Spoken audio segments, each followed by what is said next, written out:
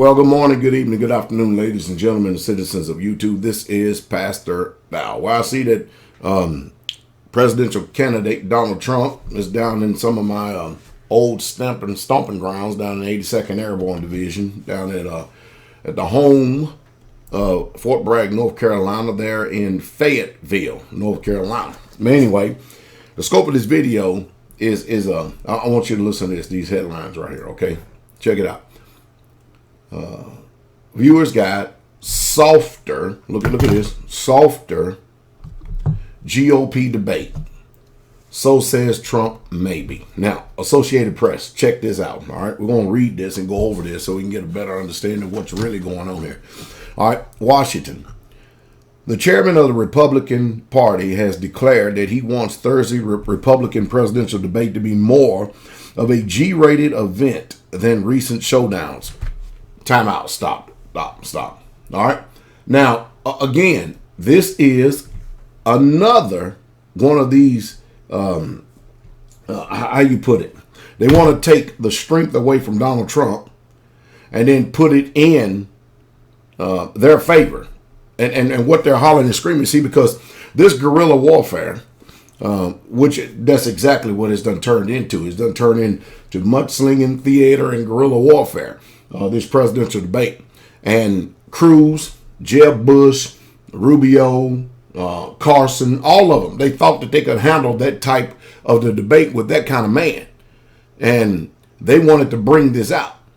And they can't handle it. And they can't handle it because there's a bloodletting going on. And what they want to try to do is they want to try to put a blood clot and try to stop the bleeding. That's what they want to try to do. They want to try to put a blood clot and stop the bleeding because Donald Trump is just literally whipping them in this arena. Because, see, as long as the presidential debates is open like this, and you want to be ugly, you want to see what you call uncouth and uncivil, and you want to see what it means to be uncivilized, you want to know what it means to be tough. We're going to talk tough and like it's good. We're going to be tough. And that's what debates are about. You know, in this country right here, we are, and the key word is there, softer. That's the problem with this country right here. Have you looked at any videos over in Parliament and see how they throw down over there? In Parliament, they come to fisticuffs right there on the Senate floor. You say something I don't like and stuff. Over here, we try to be diplomatic. We try to be what you call, this is the sentiment over here in America, unintelligent. Now, we are a fork-tongued, hypocritical, wicked ass nation. And I'll explain why. Because why are we expecting all of this civility out of everybody else, and including the people up here on this platform and stuff, what they call professionalism and stuff? We go bomb the hell out of sovereign countries. We go kill innocent civilians and call them collateral damage. We can allow 4 soldiers to get killed in Benghazi and stuff, and then we can run for president. I mean, the hypocrisy is just utterly off the chains and literally amazing. And American people are sick and tired of it. I wouldn't play the game. I would come out even harder. Who is the chair of the Republican Party? What do they say? The chairman. Who are you? That's why I would look at Trump, because he ain't no politician. He ain't playing these politic games. And because now you got somebody up there in front of you that doesn't play the game the way that y'all like playing it and stuff, now all of a sudden y'all want to change the rules. Huh? The founding fathers. I wish that we could have some recordings of them presidential debates back then. These people are pale in comparison to what the founding fathers, how they used to speak and how they used to talk during these presidential debates. It was ugly. It was ugly. I know, see, but today in this world, you know the type of people that they have produced in this society right here? We have produced a people, and I'm going to use Fox News and all those wicked bimbos up there, along with those castrated, emasculated men up there, as examples. We have become a nation of so-called clean mouths while our lives are filthy as hell. Did you hear what I said? We are a nation of clean mouths and filthy lives. See, it's all about how you say what you say, because instead of dealing with facts, we like dealing with feelings and emotions, because we are an abstract society. We don't like dealing with things concretely. We like dealing with things that is abstractly. You understand what I mean? Concretely, we don't like the seeing, the hearing, the smell, the taste, and the touch. We don't like dealing with things concretely. You know what I mean? We want to be abstract and play on the mind. All right, excuse me. All right, let's get back to this article here for a second. And who doesn't? Given the bullying, the sexual innuendos, and unintelligible yelling, isn't that something?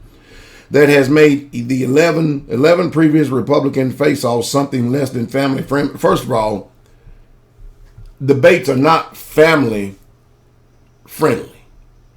In the first, if you don't want your family there, don't listen to it. It's for grown-ups. This is for stakes, high stakes.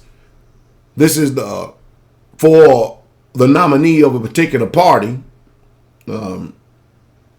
which is amazing how we only have two parties really, and they don't really truly allow a third party. I think Jesse Ventura will throw his hat in. It really would get interesting then, wouldn't it? Would it be something to have like a Ventura, Trump, and Clinton up there? Ooh, boy, this would be all right then, because see, then we will have two people that would be up there running with no money from the special interest groups and no money from the lobbyists. None whatsoever.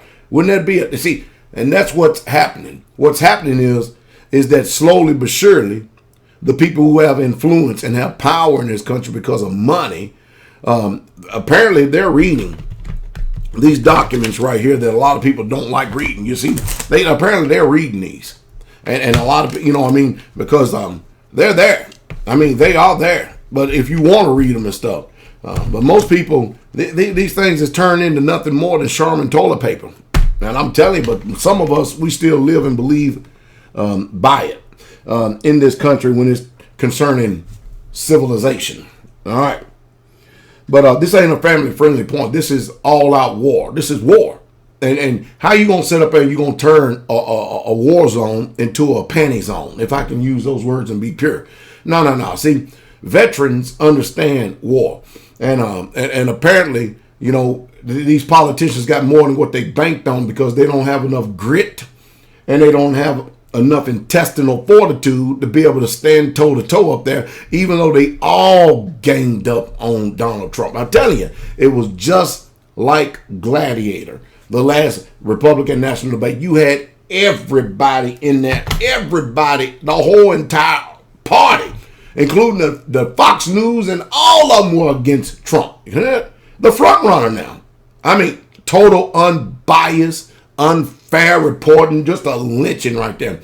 You remember the movie Gladiator when the Spaniard would go out into the ring and stuff, and they would always stack the deck against him and hoping that he would die. And then finally, when he get a chance to fight the emperor, which definitely what he wanted to do, the emperor guts him and gigs him in the side and takes the strength away from him. And because the gladiator had true grit, he still killed him. Oh, he died in the process, yeah, but guess what? He got what he wanted. Man, I tell you, you watch these people, you watch these snakes, these jackals. All right? Even the man responsible for what it was perhaps the low point, not so classy assurance about his virility, suggests that it might be time to de-escalate. No, it ain't. It's time to pull. It's time to gloves off. It's time to really come on out with it now. It's time to escalate this. Here's a look at what to watch for one of CNN hosted debate beginning at 8:30. Anyway, forget old Miami. Who cares about CNN? Who cares about Fox? Who cares about CNN? They got different regrets on here. They have Rubio's regret, Trump softer, and then they have Cruz and Kasich and Bush back. Anyway, I tell you what, I'll include this article down below right here and let you finish reading it. I'm not going to take up any more of your precious time because the more publicity you give to these soft, emasculated, and feminized man and stuff, the more some of you may be mesmerized by advertisement and may even forget what real true warfare is really like. To me, I'm a veteran. They talk like men. That's what's happened to me.